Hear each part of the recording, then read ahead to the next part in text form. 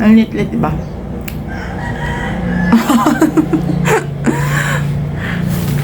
Ang liit! Ang liit-liit ng pandesal, nakakainis. Hello guys! Kagagising ko lang, nagkape ako. Ayan, tikta ako ng kape ko. Then, share ko lang ha. Bumili ako ng pandesal.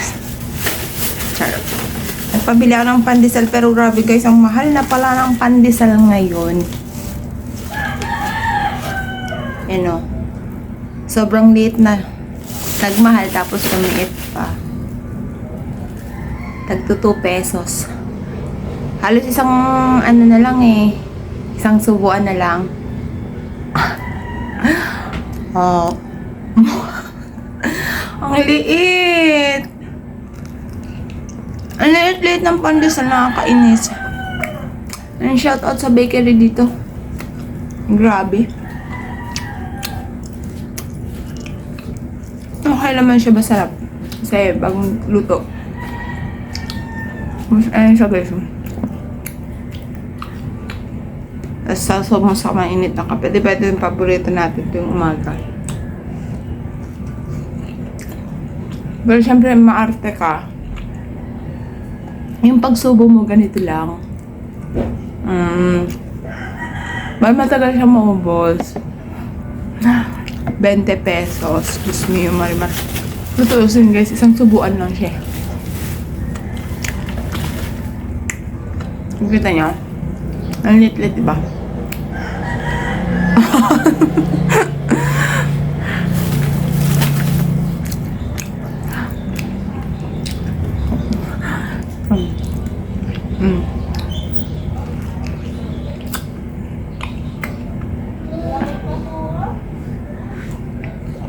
Ano na?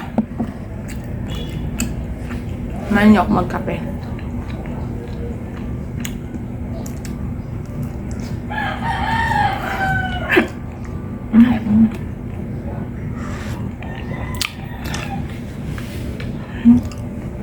Ba't kasi gano'n ang liit?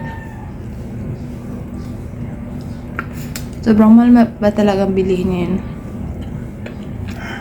Naalala ko yung 2 pesos noon. Sa ganito oh. Ganito kalaki sa kamao ko.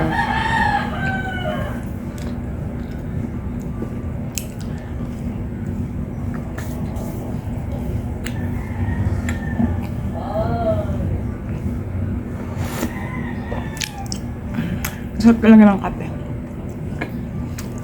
Ang kape ko nga pala ay Nescafe. Lalagyan ko asukal. Kaunting asukal lang para hindi siya matamis. Tapos, coffee mate. Creamer. Hindi ako mahilig sa mga 3-in-1 na yan. Kasi sobrang tamis.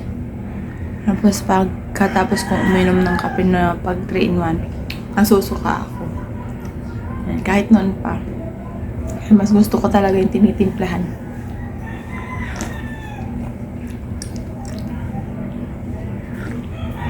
Ayun lang guys. Bye-bye.